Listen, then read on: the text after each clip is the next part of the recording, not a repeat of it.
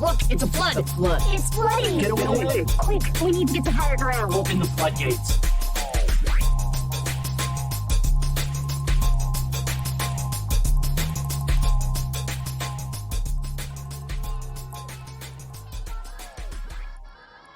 But because I felt like I was drilling it just now. Oh, god damn it. Alright, Doc. Have you ever played Dungeons & Dragons? Yes. You Yes. played Dungeons & Dragons. Yes, I actually have played Dungeons. Don't look at me like, have you played Dungeons and Dragons? Ooh, he's black. Stranger Things had a black character in it. Did it? Don't. Okay. Goonies had a no. Did Goonies? Yeah, Goonies had a black character in it, right? Right? I gotta Google that real Yeah, quick. no, I'm pretty sure they did. Oh no, it didn't.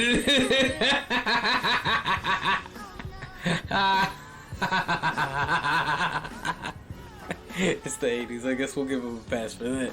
It's 1985.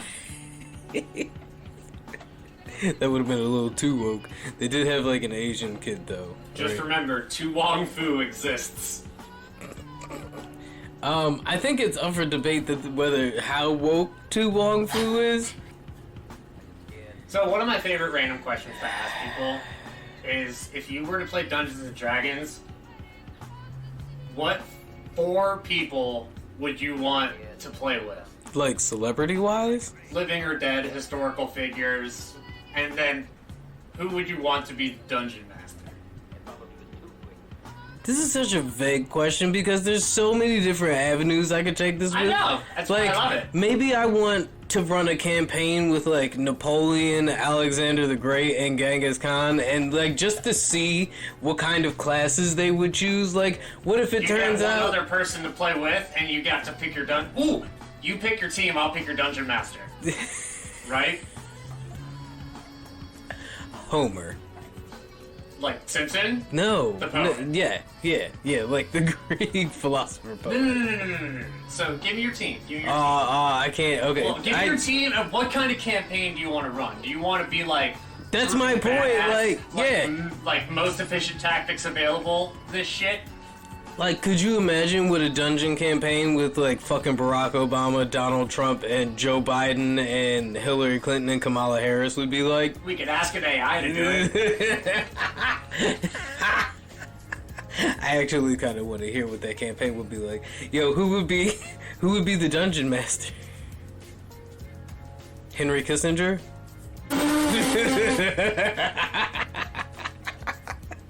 That was a joke for all of my political listeners out there. I'm feeling like it's gotta be somebody way out there. Ooh, Sean Spicer.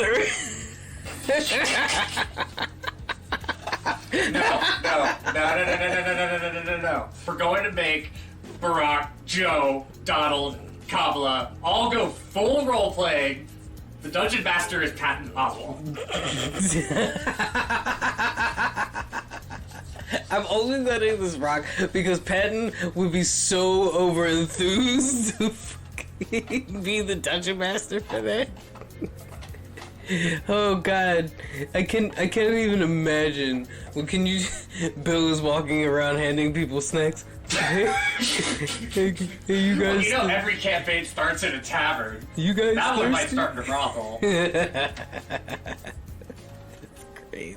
Who am I kidding? It would start at Mar-a-Lago.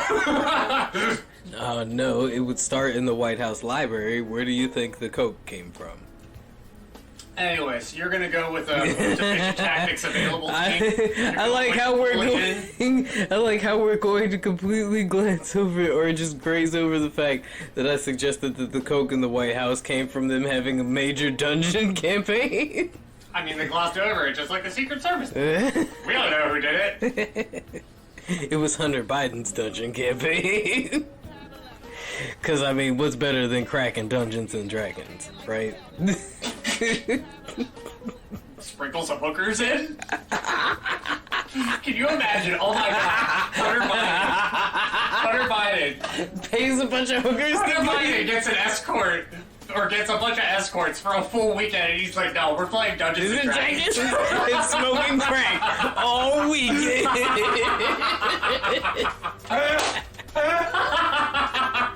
While Stranger Things just runs in the background. Oh my god! I fucking love this show!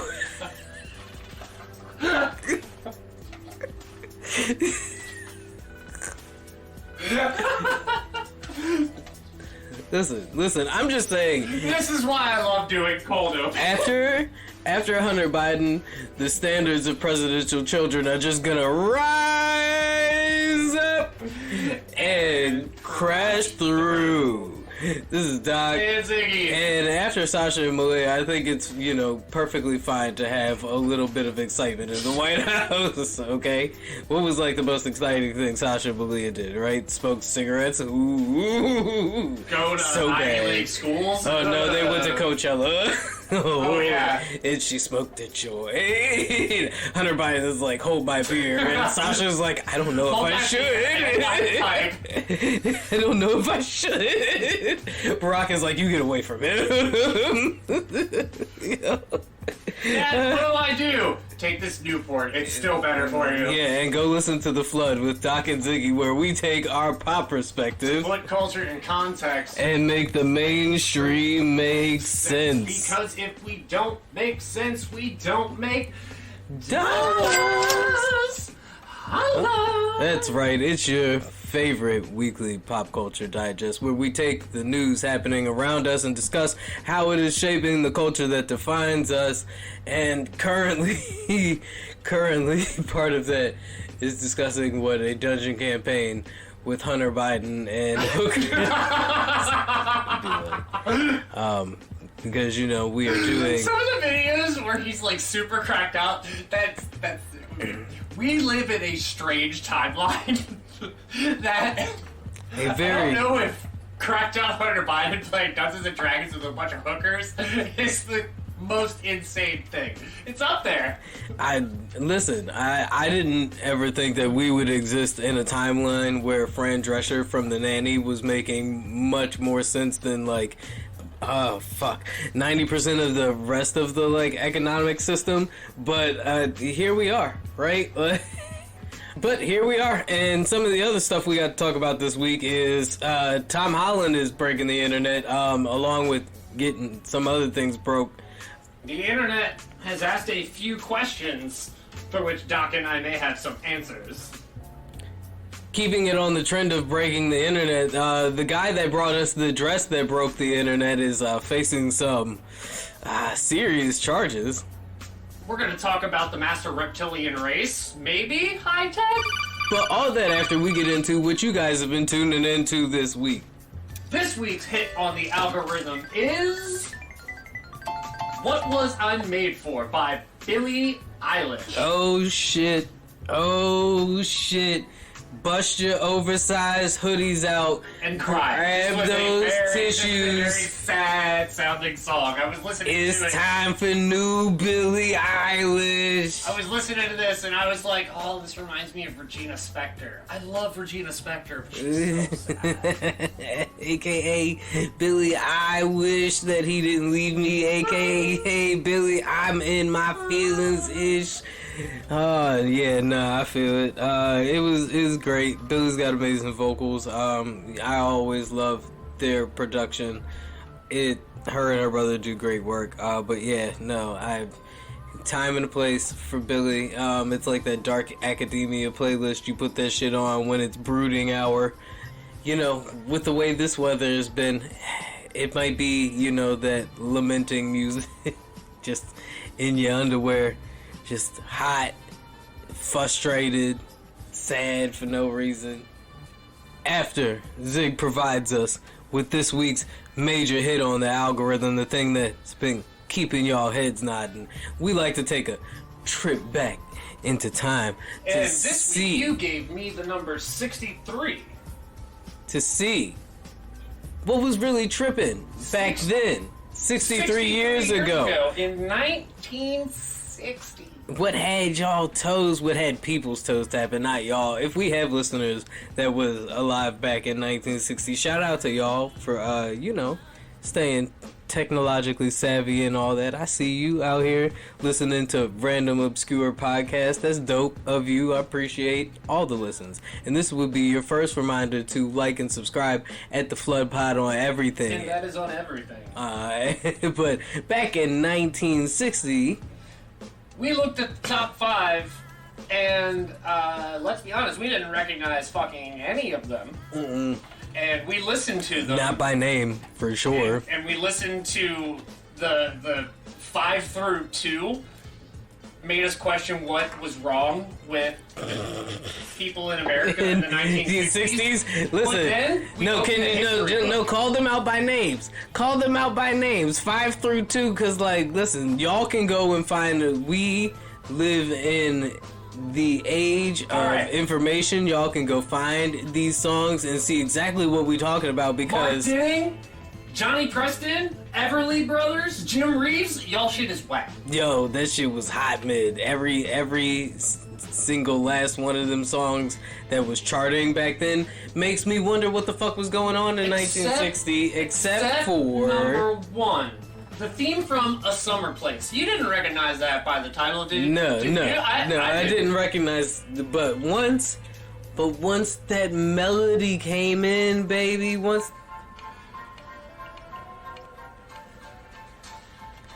you know what that is?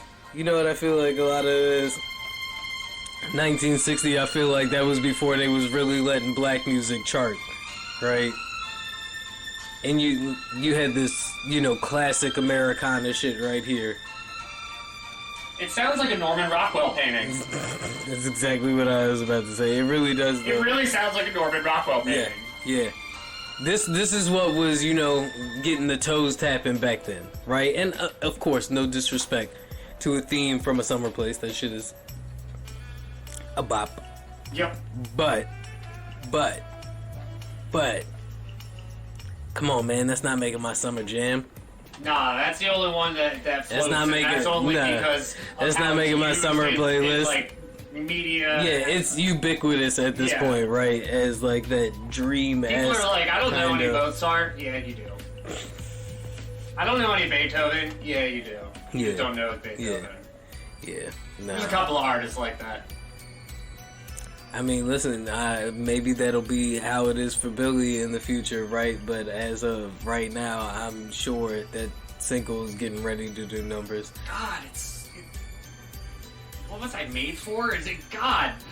Even a sad title. Sad Boy Summer, because it's so fucking hot already, and it's so hot that people are gathering in Death Valley, California for the record-breaking temperature that is getting ready to occur, or has occurred by the time that you guys will be listening to this. But it was supposed to happen today. It was supposed to get to 131 degrees, and I know we promised that we talk about everything but the weather. But when the weather is 131 degrees is a current event, and people are actually like going to I know it's not a lot happening right now, and it's also a lot happening right now, so people are like looking for weird escapism things, which is going to be really hard when all of the labor in Hollywood is striking. But you know what hot feels like, y'all. Like, why would you want to experience, like, listen, there's saunas. Saunas are a thing, right? So why spend money to go stand outside in 131 degrees to potentially pass the fuck out for the gram, right? Like, is this clout Why would chasing? you get in a fucking submarine going to the Titanic? Why would you pay $250,000 to get in the world's jankiest submarine? To go see the Titanic that is almost non-existent anymore, because let's not leave out the fact that at this point it is literally just like there is more of the Colosseum than is left of the Titanic. Yeah, this Death Valley story gives me Ocean Gate vibes. But like someone's gonna probably die in heat stroke. But like Burning Man, like literal Burning Man, bro. Like, come on, fam. Is that how nihilist we are now? We're like, yes, let's actually go experience. Like, we are getting a jump start on climate change tourism Is that Oh what my we're god. doing? Like underwater Manhattan gondola rides? Yeah. No, fucking We already talked about that! underwater Manhattan submarine tours. Nigga, you're not using your brain. Come on. Climate change tourism, baby. Like, you are witnessing capitalism capitalizing already. Like, no, that's The system. the perfect reasoning for why the Earth is not flat is how do you know the Earth isn't flat? Because if it was, there would be a theme park with a giant fucking swing that says swing over the edge of the world. Clearly you're not doing your research because everybody knows that you can't get within like fucking 77 miles of the ice wall because the government has everything blockaded and all of that shit. I'm just saying. It's not hard to do a Google. I mean, at this point you could probably find it on TikTok. You just gotta make sure you do your own research. You just do your own research. We're trolling. For clarification, we are trolling. No, listen. He hasn't seen the new scientific data. He doesn't know about the firmament. From the people that did the studies? Those tests, you must have seen those tests. NASA, buddy, okay? Have you... Listen, let me tell you. Yeah, man, I hope they got a good playlist because sitting out in that fucking heat in Death Valley while just trying to live for the experience would make me want to take a break.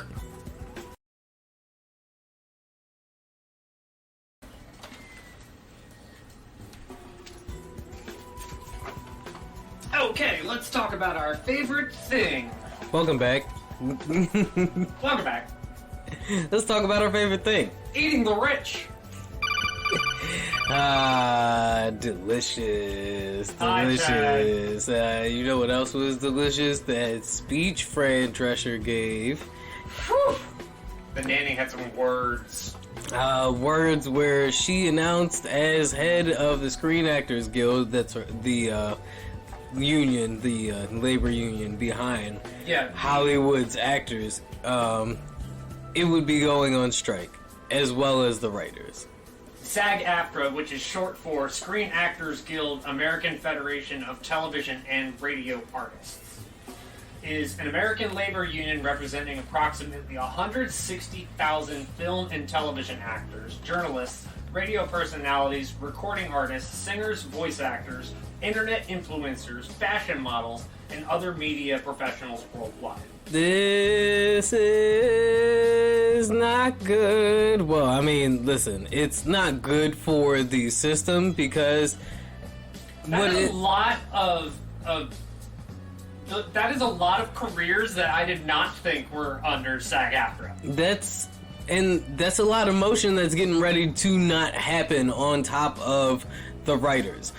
It is being reported rather snidely that the directors union took, quite the peanut pleasantry deal, as it were, and apparently the actors union is not going for it. This is, as I was just talking to a resource of the pod before we started recording, that this is typical big business mentality of trying to divide and conquer the unions and have them fight among themselves. Oh, absolutely. It's always they wrapped it up that's very been quickly their with big the thing. directors, so they could be like, we were able to work it out with them. But the thing is, what the directors were looking and asking for is different than what the writers, who were already on strike, and apparently the actors are asking for, and the Actors Guild. Yeah, no, which consists of a lot more than just actors. The Actors Guild is more concerned about what streaming, along with the writers. Streaming residuals, AI usage, those kinds of things, the deep fakes, all of that, right? What it all means for their likenesses, their ownership of all of this, the way they are really like being rounded up like cattle at this point, like they are being treated as indispensable, and when asked for their proper share of the rewards, they're being told about all of these losses in revenue while CEOs continue to rake in millions of dollars. Like it's absolutely ridiculous. And she was right when she said, Fran was right when she said this is happening across all labor markets, right? Like all essential workers right now are being shown just how non-essential they really think we are, right? There's no better way to put that, right? Even though without us, the system does not function. I'll go into a restaurant to pick up an order, like a McDonald's or a Taco Bell or something, and people will actually, behind the counter, might just kind of like look at you when you come in. They don't really say hi or anything, and then they kind of just like look at the kiosk, like the self-order one. And it's almost kind of like a deer in the headlights type thing. I mean, we covered the McDonald's that has no like front-facing like human employees. Yeah. You order through the kiosk and they prepare your order in the back and it comes to you on a conveyor belt.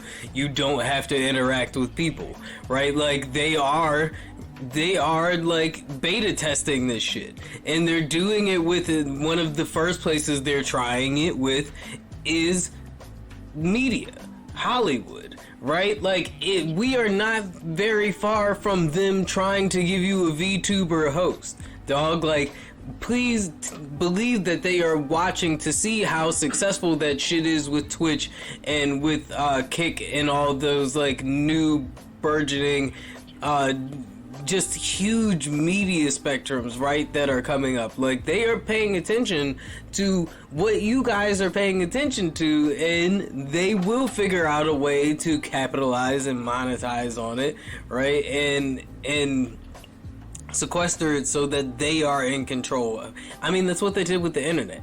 Remember what the internet was like coming up in like Windows 95 days and shit like that. Like, yeah, like early 2000s internet, dude. Before like literally the internet is dead, right? Like the fact that Twitter going down can cripple so much of the internet culture, like, is ridiculous. Twitter going down makes our job harder. The fact that it really does. Reddit API, I mean, listen, maybe somebody who's afraid to read actual journalistic media.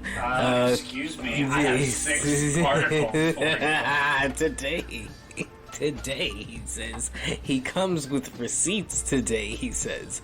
No, but, like, the fact that Reddit API and all of these subreddits going dark, right, can cripple so many journalistic media outlets. Yeah.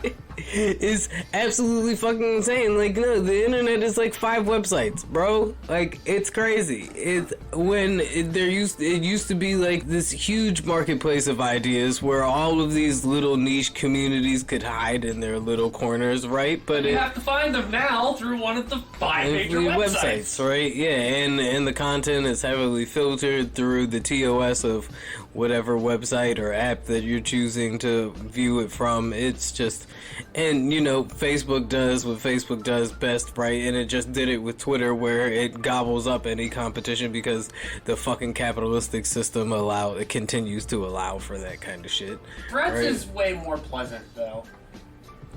Yeah, Twitter is like a dumpster fire right now. It is. It really does. I appreciate that Threads naturally comes in nighttime mode. It's a nice touch. Touch. Yeah, I don't even like. God, I feel like you're a psycho if you look at Instagram in regular daylight mode. Like, it's just what is wrong with you? Do you not like your eyes? Anyway, I'm just a good one, Zuck. I'll give you credit on that one. I definitely have to give credit to Fran Drescher for her very passionate and just, her very passionate call to action. It felt very, inspiring, and like I said, she, did call out the fact that this is not just happening here in Hollywood. While there was full, authenticity to it, she did pull out her acting chops. She meant every word that she said, but god damn it, did she work it. I mean, listen, she definitely was a great orator. I feel like nobody could complain about the shrillness of the nanny in that speech, because every word was gripping. She delivered it with such conviction in a way that it really, I feel like, would help a lot of people who are sitting on the fence on whether or not they want to support this actor strike or not. Really help them see that this is bigger than just, a bunch of whiny celebrities complaining that they're not getting paid and that their jobs are being replaced by AI generated faces. So, everybody, while we are going to struggle through the doldrums of having no writers or content, no writers or actors making main Hollywood content, you don't need to support them. What you should do is support your independent artists and content creators in the meantime, until the writers and the screen actors and everybody else can get their just due from these billionaires. But or you could watch all the other fucking content that they've been working so hard to put out and been rushed by these studios to do, right?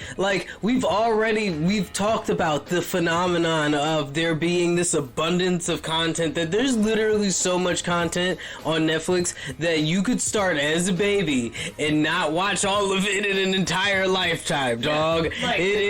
There's an overabundance of content for you to watch, so please settle down and relax and let these people let them cook. Let them cook, because they've left you plenty of you've got meal plan for months. We'll be fine. Take some time to actually find something that isn't trending for once on Netflix to watch, right? Also, the more current, the better, and I know I'm guilty of this too. I'm watching Dragon Ball Z Kai right now, so... Well, yeah, the more current, the better, because this is what these people have been... This is what they're complaining about, right? They're being forced by these studios to push this content through that they are trying their best to put their heart and souls into, but aren't really being given the resources that they need, right? And a lot of these Netflix shows aren't even greenlit for more than 3 episodes until they're seen to actually what kind of numbers they'll do. Now, remember, the New York Teamsters didn't cross the picket line, and they wouldn't help film Daredevil because of the writer's strike that we covered that. Yeah. And this is another thing that I was told while researching this, is the AMPTP is also a union, which is why the studios are collectively bargaining. Right, well, just like the police have a union, right? Yeah. But they are also used to break up union strikes and stuff like that. So, I'm sure... They know the power of unions because they're in a goddamn union. Yeah. Exactly, which is why they're working so hard to make class action lawsuits and things like that illegal. But yeah, we won't get into that. Anyway, this is still very, very early as far as the screen actors joining the writers. So this is the point where I think the strike becomes more visible, because you literally won't see any actors supporting any of these movies. Yeah. And the actors are the face. So this is when I think the writers' strike, we wouldn't feel the real impact until months later. The actors' strike, the visibility disappears now. Yeah, no, it's gone. Serialized TV, weekly things, all that shit's getting ready to, stuff that is made, daily is getting ready to hit a hard pause. The breaks... all of the late night shows already have. Yeah. Like she said, it's absolutely ridiculous because the the only excuse behind this is greed, right? Like, these owners and Wall Street fat cats, they don't want to come up off of that money, right? Bob Iger was literally on TV saying that what the Screen Actors Guild was asking for and the Writers Guild were asking for was unreasonable. After he got paid to come out of retirement. Yep. Right? Oh, and Twitter immediately flamed him, dog. Yeah, no. Flame this man. Flame this man. Fuck his check. The Screen Actors Guild came and they told me and Fran to tell you to put some respect on the motherfucking check. God damn it. Look, I give Bob credit. He is good at directing a company, but pay the people who work for you what they're worth. Yeah, pay the people what they want. Like, make sure your workers are fairly compensated, and then you know what, Bob? Steer the ship. We're cool with that. But pay everybody what they're worth. Dude, let me, like, it's so clear that, like, rich people, they're so fucking delusional, right? Because they forget what made these companies the beloved companies that they are, that has made them the cornerstones of the economy that they are. And what's crazy to me is they'll make whole ass documentaries about it, right? Like fucking Nickelodeon has like the Orange Years about what made Nickelodeon so great, yet they continue to be, I get Nickelodeon's doing a little bit better at trying to get back to what it was as a company, but like these companies will literally look at us having full-on nostalgia about what they used to be, like playing I Miss the Old Kanye in the background while going full Kanye and being like, you're never gonna get that shit again. Get over it, bitch. Wizards of the Coast. Get over it. This is the new hot. We can't go back to that old and busted. The fuck is y'all talking about? Wait till I get my Alright, it's not funny. No, their money is right. Their money is right, but what they are feeling that's got them shook is the fact that we are getting frustrated and tired, so they're scrambling and sequestering for power, right? Like, it's a power grab, and the power grab is money. They're hoarding money, because But seriously, you, in the meantime, because fuck the major corporations, can support your local independent content creator. You know, like The Flood and Doc and Ziggy, Patreon. Appreciate it. Be great. Man, it makes me so sad. We have to hustle just like the unions do. Respect the grind. Respect the check. Put some respect on the check. Respect on the check. And with that being said, you know, any way you can find to support the labor movement in your local community, do that, because it's the only thing standing between you and poverty at the moment. Like I said, this is, as far as the Screen Actors Guild joining the strike, is very recent, so expect us to be reporting on this for the foreseeable future. But the attack on fair labor and just pay and livable wages is not, that's been going on for a long time, and if we don't do something about it now, this is just the beginning of it. Take as much money from billionaires as possible. We may not think it seriously because it is like celebrities, and you know, everybody's like, it's fun to throw. People think it's fun to throw things at celebrities right now. Think like, it's all celebrities. That's what I'm saying. Like, and people think it's fun to throw things at them right now for fun. Like, people are literally going to concerts and throwing things at your favorite singers for the lulz, right? Like soda cans, like spider senses. Yeah, soda cans, pocket pussies. Look, Adele is out here threatening to stab people. Y'all got Adele out here threatening to stab people, right? And you got the nanny standing up here screaming, "It's time to storm the Bastille." That's how you know we're in a fucked up timeline, dog. Like, this shit is crazy. Who'd have thought? Who'd have thought? Man, can you imagine 2024, Donald Trump versus Fran Drescher for presidency? If Fran Drescher is the socialist queen that the country didn't know they needed, but the country needed it regardless. What secretary position does Bernie get? Because he wouldn't want to be vice president at that point. He would be vice president. Have you not seen The Nanny? She even told my Uncle Bernie. He'll help me run for president. Oh my god, yeah, please, I need that to happen as an absolute counterweight to whatever the fuck 2016 was. Please, God. I'm so over, like, this like very shitty, like, 80s, like, Wall Street, Wolf of Wall Street bullshit. I'm done with it, man. Storm the Bastille, eat the rich. Hey, Ted. We have some fun after this break. You take a sound, any sound, record it, and then change its nature by a multiplicity of operations. You record it at different speeds, you play it backwards, you add it to itself over and over again. You adjust filters, echoes, acoustic qualities. You combine segments of magnetic tape. By these means and many others, you can create sounds which no one has ever heard before. Boom, boom, boom. So, Welcome back. I said that we would come back with something fun, right? Yeah, after, covering that heavy, just dystopian news, rather. It is time for this podcast favorite game, Florida versus everybody.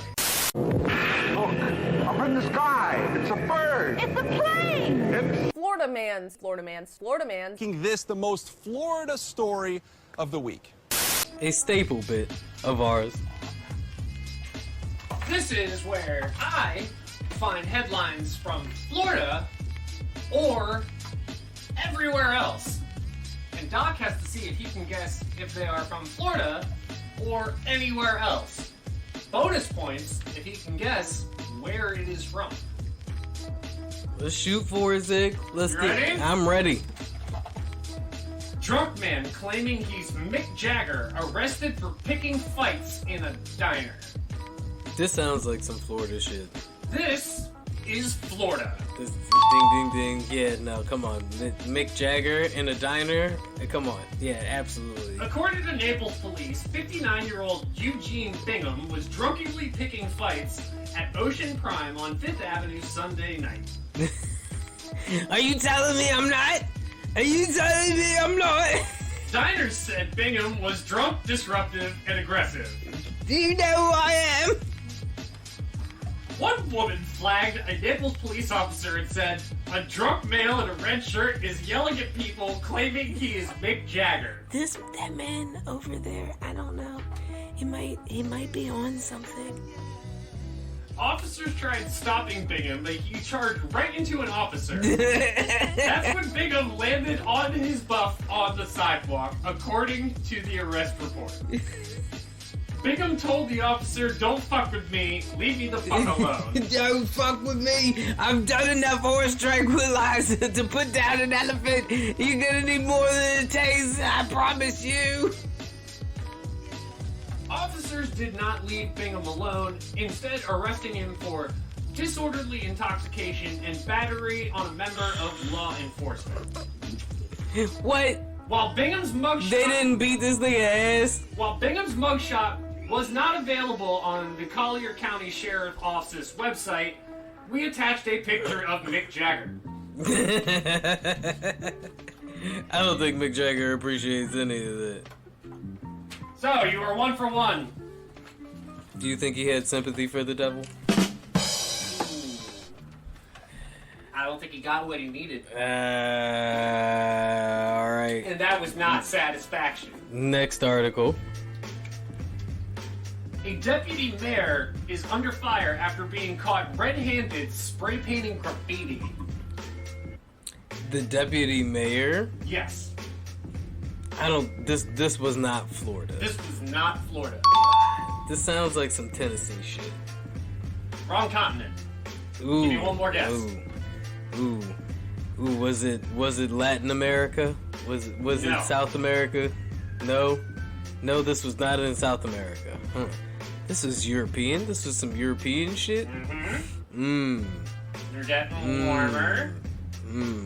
Is it the warm part of Europe? You're getting colder. No, so it's not a warm part of Europe. Norway? Finland. Very close. Damn. The deputy mayor. What the fuck is going on over in The Finland? deputy mayor of Finland's capital is facing possible legal action and calls for him to pay compensation for damages and to resign after he was caught red-handed spray painting graffiti in a railway tunnel last week. I like to imagine he was like just caught on a news broadcast. Like, this dude was like spray painting and they were like ran up on him with like the fucking news cameras like, Sir, why are you defacing public property like this? And then somebody grabbed this nigga's like fucking shiesty mask and snatched that shit off and it was like, it's the deputy mayor. Like it's some Scooby-Doo shit. The 46-year-old deputy mayor and a friend were caught by guards in a rail tunnel in eastern Helsinki on Friday, just after they had completed graffiti, which Finnish street artists said looked partially inspired by work seen in New York City in the 1970s. So they was like doing some Bronx train graffiti type shit, and on what though? Like just as like a hobby, like. In a Facebook posting on Sunday, the deputy it's mayor, one of the four pillars of hip hop. Who's known as a strong supporter of street art and as a creator of graffiti in his youth, That's what's up. apologized for his quote stupid fooling around. Wait, so he really was just the whole ass lieutenant deputy mayor of the capital of Finland. Helsinki, Finland. Was just tagging the fucking subway in his off time? The case has caused uproar and debate among Helsinki citizens in social media, with the majority condemning, but some also fiercely supporting the actions of the deputy mayor, who is in charge of culture and leisure affairs in Helsinki. Oh, I bet he was, right? That's great. Mero would be proud. The Finnish capital spends an estimated 650,000 euros, about $710,000, annually to remove illegal graffiti throughout the city, and is currently seeking to establish additional sanctioned sites for street art. The deputy mayor out here like, I'm trying to boost the crime rate.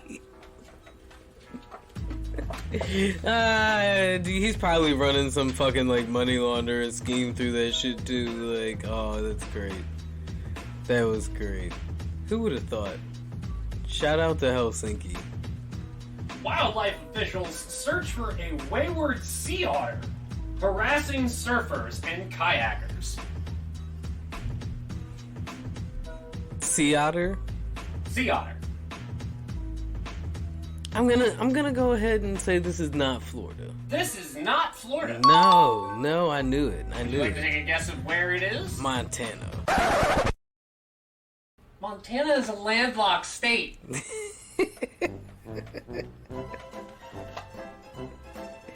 Are you serious? That doesn't mean they don't got creeks with sea. How would a sea otter? They're called sea otters. What? Listen. Dig your way out of this hole. There are more tigers in captivity. There are more tigers in Texas than there are in the wild. I told you that. So, that doesn't make it not true. So, You want to take another guess, Mr. Montana? No. I said what I said. Okay, fucking Colorado. Also landlocked. But there's a river there. Okay. Sea otters aren't fucking salmon. River otter. It's like, no. It's This is all staying in. it's a trans species otter, no. I don't know. Connecticut. Not landlocked, but close. No, it's California. Oh. Okay. Wildlife officials were trying to capture a wayward sea otter Thursday that had been wrestling surfboards away from surfers and aggressively approaching kayakers off the coast of Santa Cruz, California. Okay. I was gonna say, keep going. The 5-year-old female sea otter has shown aggression towards people for several weeks and poses a public safety risk. The U.S. Fish and Wildlife Service said in a statement, they had the fucking age and sex of this sea otter? It can't be that, Jesus. No, I guess it is like, that they have serious. all of this fucking info about this fucking sea otter, and they haven't done it, like, haven't caught it? Did they find its manifesto yet? No, listen, the sea otters have joined in a pack with the killer whales, and they're all fed up with humans. They are kicking us out of the ocean. So, federal wildlife officials say that the otter's behavior is highly unusual, and the exact cause for such behavior is unknown. Aggressive behavior in female southern sea otters may be associated with hormonal surges or due to being fed humans. Oh, by humans. Did you say due to being fed humans? Yeah, I said fed humans, but I meant by humans. So, like pit bull tactics, like you feed it raw meat to make it aggressive, like so they're feeding it people, and now it's got a taste for people.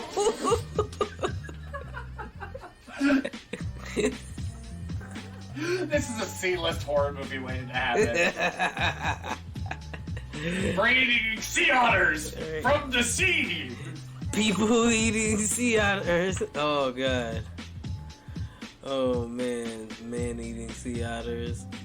The animal, which wildlife officials named Sea Otter 841, was born in captivity and released into the wild in June 2020. SCP otter. Oh god damn it. Ultimately, the effort was not successful, and as we can see, the interactions with people continued and escalated, and now we've got 841 acting very bold. This sounds like they're hunting Stitch. Yeah, it does make it sound like this sea otter is like an escaped experiment that they were feeding people and now has a taste for people. A sea otter with a taste for blood. 841. That's the movie title right there. 841.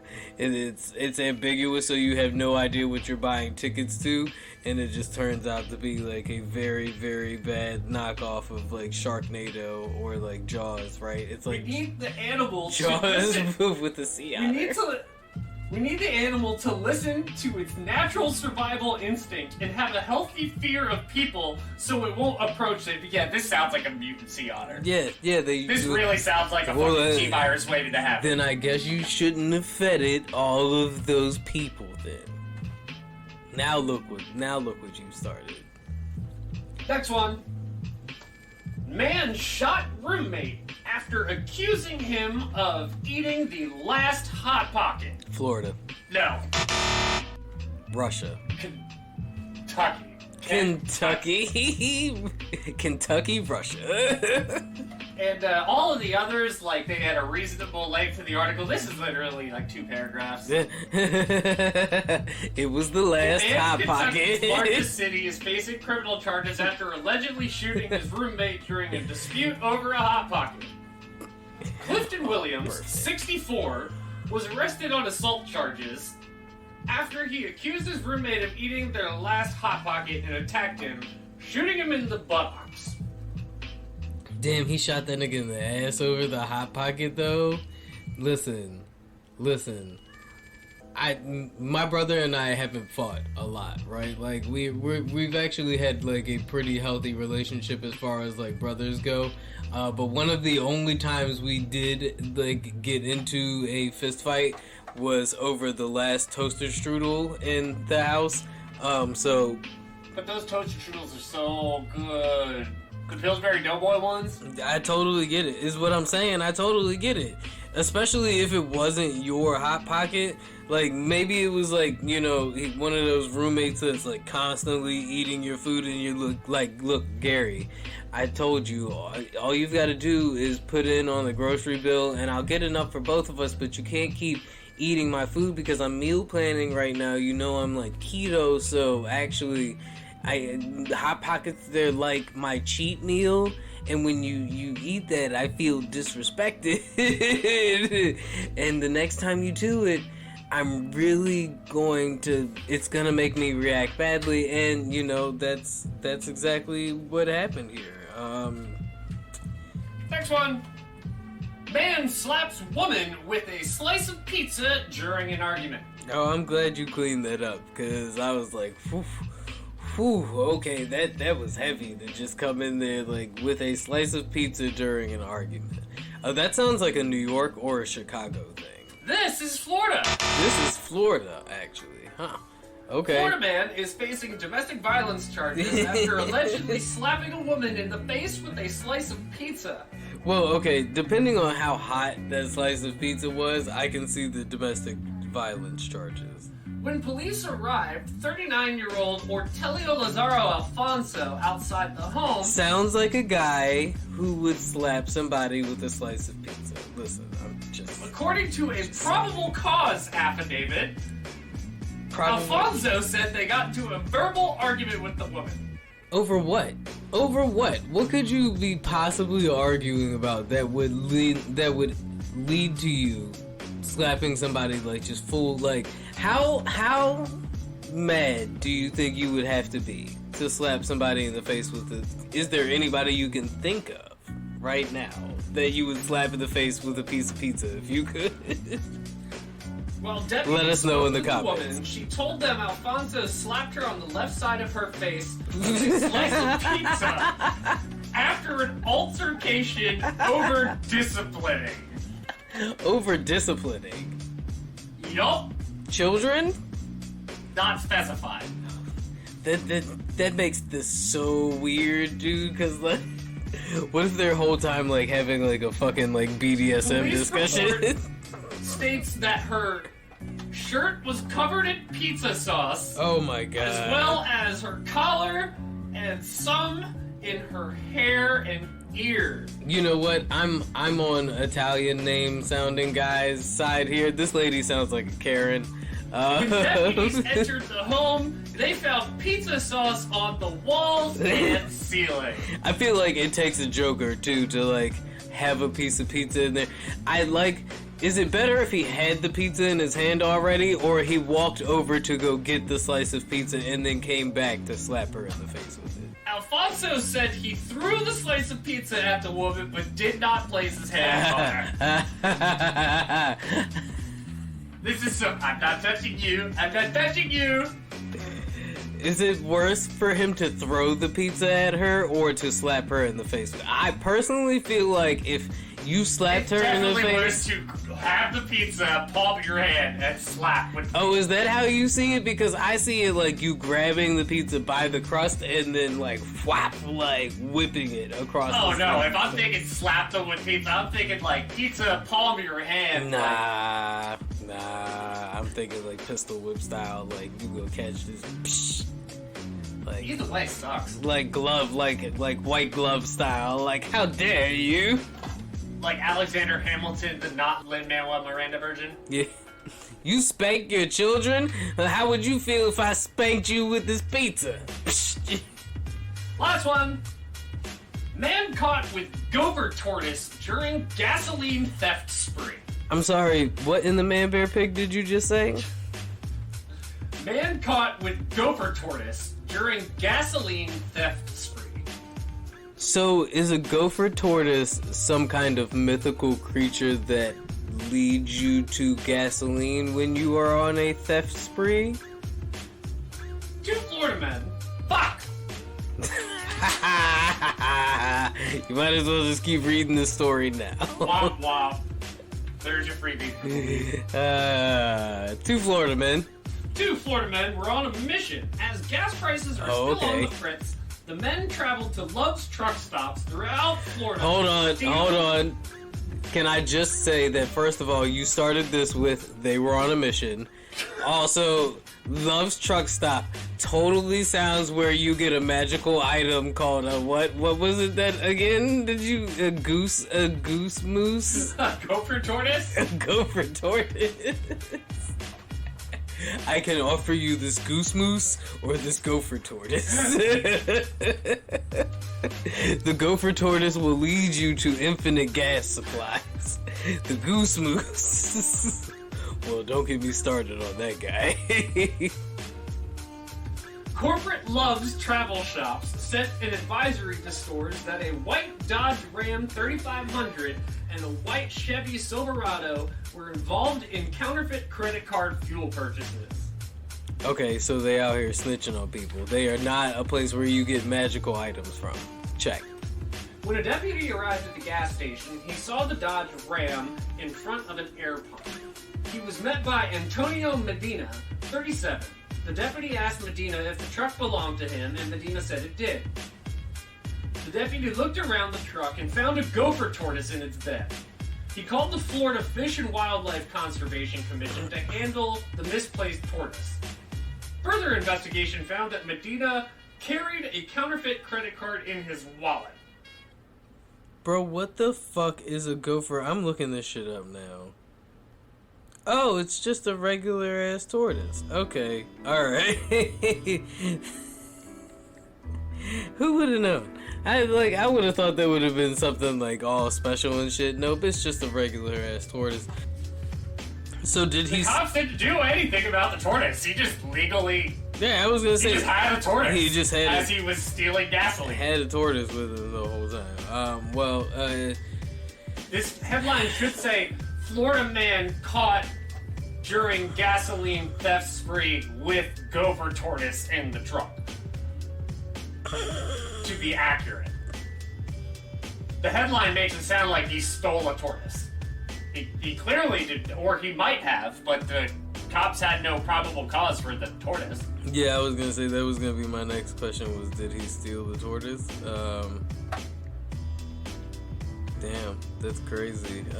Shout out to Gopher Tortoise. I hope you safe and that you've recovered from whatever trauma that crazy dude was putting you through. We out here, gang, and on that note, we'll be right back at y'all with more pop culture hot takes. Frank.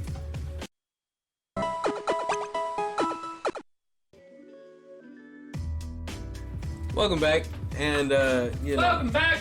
While we're still talking headlines, criminal headlines, I ran across one this week that by the time you guys are hearing this might be a bit more trending news, but the husband of the woman that brought us all the dress that broke the internet. We all know which one.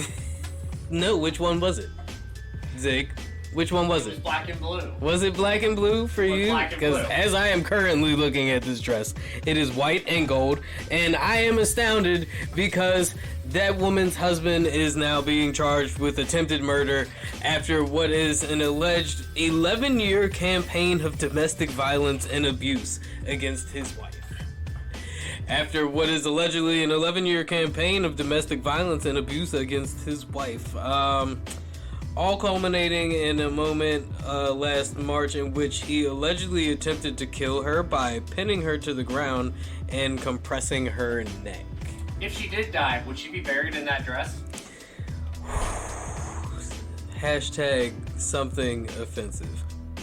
It's just wild. It's like the Jacob Sartorius thing. Or not Jacob Sartorius. That's what's the dude with the Special Olympics runner? Oscar Pistorius? Yes, Oscar Pistorius. Jacob Sartorius is the kid who went viral back when TikTok was still Musically for lip syncing to songs, which should also be criminal. But it's not nearly as criminal as shooting your wife because you think she's an intruder in the middle of the night. Which is still also not nearly as criminal as embarking on an 11-year abuse campaign. Has it been 11 years since the blue and black dress thing? That it hasn't been that long. right? Like, No, I think this abuse thing has been going on for 11 years. Yeah, no, but the dress thing, that was what, like 2015? Yeah, 15, 16, something like that. Yeah, okay. Alright. Because I was going to say, it feels like it's getting close to that. Because the reason it was so heated was because the temperature of the social climate in America was starting to heat up during that debate time. If it was the Obama presidency, we would have just been like, no, we're whatever, too busy man. debating the color of his suit. Remember, because yeah, we wouldn't have time to focus on this blue and black the dress. president wore a tan suit, and likes Dijon mustard on his burger. He's so bougie. Anyway, yeah, no, this is actually quite the tragedy. But also, you rarely get a look into the lives behind, like, you know, the people who go viral, or like a catch up on the where are they now, right? Yeah. And this was just a like fucking way out of left field headline, right? Almost like finding out that the he's not real lady is missing. The lady is missing. She is fucking gone. And I don't mean like she's not talking to the press missing. Like, I guess her family can't find her, and it's crazy because she was allowed to get back on the plane after, like, they took everybody off of the plane so they could make sure that nothing was actually happening. I don't think she went back on the plane. I don't think she did either, but they were saying she was allowed to get back on the plane. And now she's gone. She's missing. Didn't look crazy. No, she didn't. She didn't look crazy. She didn't look crazy, but she did. She was kind of giving off Karen energy at first. She didn't try to convince anybody else that guy wasn't real. She didn't give a fuck. She said, "You all can stay if you want, but I'm getting off this You can stay and die with." She even said, "You can stay and die with him if you want." I'm getting off it because that motherfucker back there is not. Yo. Legend. Also, the internet being undefeated, they said it's a real damn shame that she's missing because she's pretty hot. She can cash in on this clout with an OnlyFans. Yeah, hey, listen, you know who might be about to cash in on his clout with an OnlyFans? Your boy Tom Holland. Your boy Tom Holland has broken the internet like that dress, right? Like somebody broke his back? His Apple Plus TV series. His Apple plug? Has not been, his Apple Plus TV series, The Crowded Room, has not been receiving great ratings. Hasn't been receiving? Amongst critics. But this recent episode, however, has set the internet ablaze with what seems to be a very spicy gay sex scene featuring everybody's very friendly neighborhood Spider-Man. It's like, no. Apparently, Tom Holland's character is a man recovering from like some kind of psychological trauma, also while being accused of a heinous crime. This scene was one of those, I guess, very like visceral sex scenes that has got everybody being like, I didn't know Bottom Holland was really out here saving the universe like that. Was it better than a sex scene in The Idol? I have not seen it. I personally am not. Wait, you haven't seen Tom Holland's gay sex scene running around on TikTok? No, I have not. That hasn't hit the algorithm yet. I'm not on TikTok, and it would not hit my algorithm, first and foremost. I don't know what you and your twink crowd be into, sir, but no, this headline did hit my feed on Instagram. I saw the still from the very steamy interracial shot. I also, despite having Apple Plus, do not watch it. Or Apple TV Plus, do not watch that shit. I don't. There's hardly anything on there I feel like that's worth watching. And I will not be tuning in just because they decided to Brokeback Mountain everybody's favorite web slinger. No. Nope. Web slinger. Pause. Tom Holland gonna be shooting ropes, but not for Doctor Strange. Pause. Doctor Strangelove?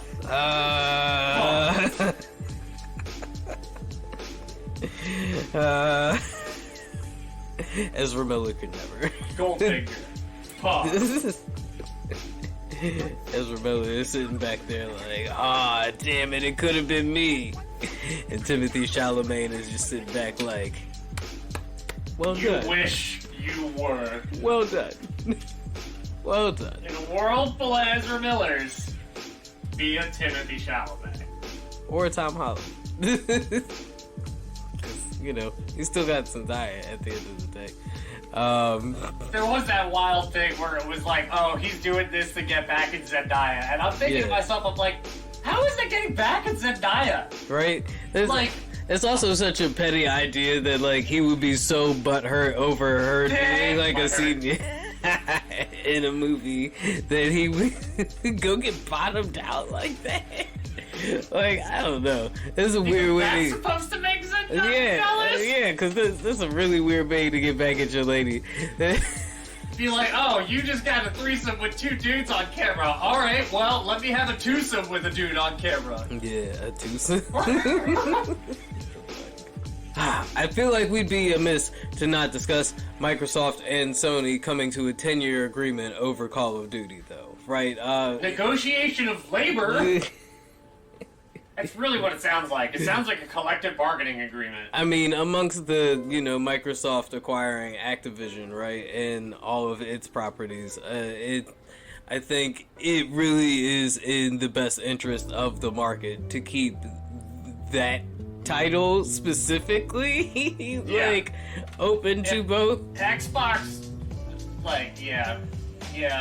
It would be a huge slap in the face to the fandom, dog. Yeah. To just to force everybody. The Call of Duty fandom is dead set loyal, but the console loyalty for those Call of Duty fans, also dead set loyal. Yeah, I can't see. Do you know anybody who specifically owns a console because of a specific game? Me. Nintendo Switch for Breath of the Wild. Yeah. Is it the only... me. PlayStation 4 for Final Fantasy VII Remake. That's the only reason you own a PlayStation, though? I have 3 other games for it. Because I feel like the Switch... The Switch I've gotten plenty of use out. Yeah, I was going to say, the Switch you didn't just buy for Breath of the Wild. No, I did. No, but I mean, you're a Nintendo fan, though. Like, you were gonna play Smash Brothers on that. Even if they didn't put out a Zelda game, you would have bought a Switch sooner than later, regardless. No, I would have bought... I buy every Nintendo game a new Zelda comes out. Yeah, But I feel like, and correct me if I'm wrong, even if they didn't put out and I know it's unlikely that Nintendo's not putting out a new Zelda game, you would have still bought a Switch for all of the other Nintendo properties. Eventually you would have bought, or a Switch Lite. When Bravely Default 2 came out, they probably would have gotten it. Yeah, exactly. Yeah. Right. But what I'm hearing, though, is without Final Fantasy, you might not have bought the PlayStation. Probably not, no. Yeah. And also, the only reason I bought it was because I got it for $120. I bought it off of Facebook Marketplace. So, and it's secondhand at that, right? So, you bought a secondhand PlayStation for one game, essentially, right? So, you do exist in the market of people that might switch over to Xbox because they really love Call of Duty. No, that game's trash. Yeah, but you don't like shooters, though. No, honestly, I don't like first-person games because I don't do well with blind spots in a game. I wonder, like, how loyal that Call of Duty market is that they would have, banking on the loyalty of the game versus the loyalty on the system. Abandoned, and let's not forget that we have covered... I would give PlayStation the nod in that one. Let's not forget that we have covered the fact that Microsoft has gone on record stating that the likeliness of them coming out with new gaming hardware is, for the foreseeable future, is like non-existent, right? So this last generation of Xbox is probably the last generation of Xboxes for a while, right? So them to continue for them to make Call of Duty a standalone Microsoft title with them not making any new Xbox consoles would be fucking wild. Hey man, people are still playing Super Smash Bros. Melee. That game came out in 2001. I mean, who knows when PlayStation will make a new model PlayStation, right? Like, the PlayStation 5 just dropped, and it's been a while since the PS4 came out. Yeah. So the time between consoles stands to demonstrate whether or not that really means anything, but I do feel like with Xbox being, or Microsoft being clear that they do not plan on making any new hardware anytime soon, it would be wild to hold any gaming title as an exclusive, honestly. Alright, to our last segment. Sometimes we see some questions on the internet that really just need some answering because there's too much noise going on. So instead of asking everyone, how about they just ask Socrates and Sigmund Freud us two for knuckleheads the answers? I know everything. I know wisdom. I know bad religion. I know good karma. You ain't got the answer, Sway. I've been doing this more than you.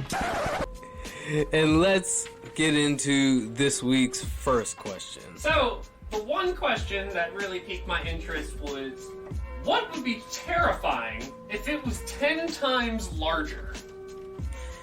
Ooh, okay. This is a good one, right? Because like any kind, moths already get big, but like if you take like the biggest moth out there and you make that one 10 times larger, it's like the size of like a raven, and a raven-sized moth absolutely sounds like it would ruin anybody's evening.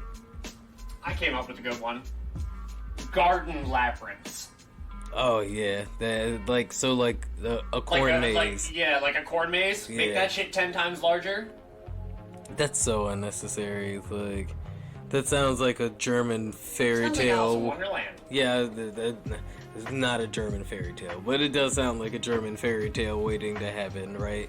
And I say that because they are notoriously dark. I'm trying to think of ones that aren't living, because a lot of things that are alive 10 times bigger are just instantly fucking horrifying. Yeah, like ants. Like nobody wants, like, even though ants are tiny, like imagine like an ant 10 times bigger than what it is. Like so like 10 times bigger would maybe make it like the size of a scorpion or like a rat, right? And who wants rat-sized ants running around? That's disgusting. Fuck that. They do lift 10 times their body weight. Yeah, okay. And they work in right. teams. So that's easily carrying off a child, right? Nobody needs that. Nobody needs that at all, like, whatsoever. Something that's non-organic. Yeah, something that if it was just really fucking big would be terrifying. And I don't know why. One of the things that's popping into my head is an industrial freezer. Like a huge industrial freezer. Huge. I feel like you're just tapping into like liminal space fear, and it's like the expansiveness. Because like at that point, then I could say like a fucking airport, right? Like, because airports are already huge. Like, but imagine like fucking the Denver airport, like 10 times bigger than what it is, right? Just like a fucking expansive mass of just engineering marvel, absolutely like endless hallways. Right? Like, I got one. A Cadillac Escalade. that wouldn't be terrifying. Oh yes, it would. If you stay the same size and you're sitting in that fucking chair. I feel like that's more of a novelty than terrifying. Like, when you say terrifying, like, I'm thinking of like the fucking Yellowstone volcano, right? Like, The Yellowstone volcano being 10 times larger would be terrifying. Than what it is now. Yes. Yeah. Yeah. That would be scary. That would change things. I was thinking about saying a chicken, but then I just realized that'd be a chocobo. Ooh. Kevin Hart.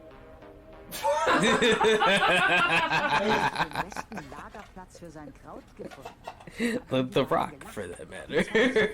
Victor Wembanyama. Oh man. More like Giannis Antetokounmpo. You know, it would be great if it was 10 times bigger. Our follower count. Yes. Yes. Do we have another question? So we have one other question. There are many good bad answers to, and that is, what is the worst response to "I have a crush on you"? Ooh. Sucks for you, buddy.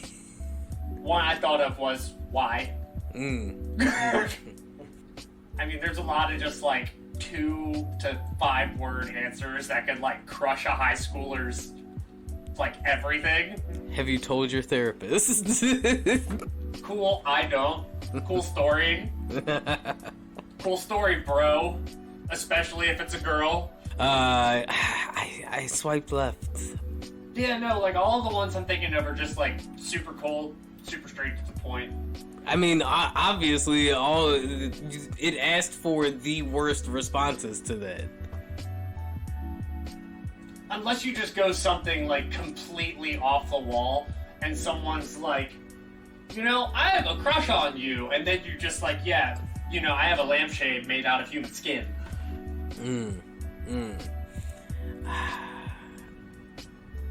I guess, yeah. Would you be more offended if somebody that you said, I have a crush on you, was like, cool story, bro? Or they told you that they had a lampshade made of human skin? Nah, cool story, bro. Just, it hits different, right? Like, it feels like extra degrading.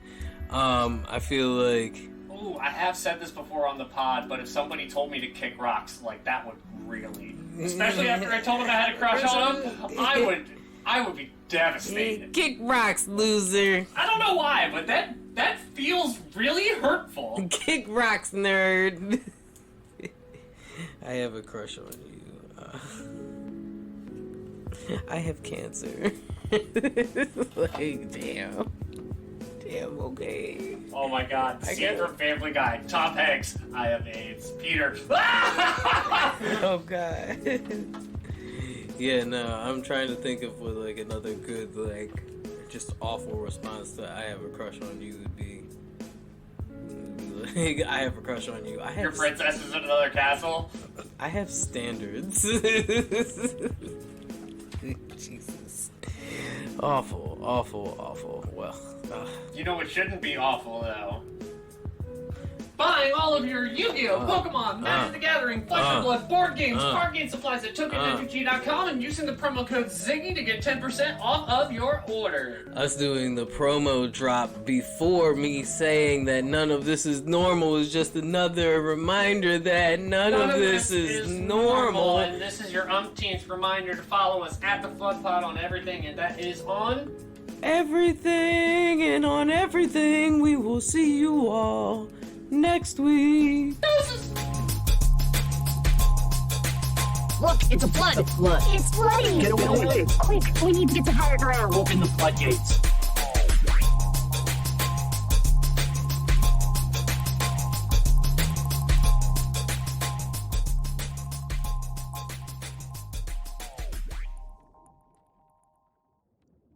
Wait, why can't we talk about Black Time?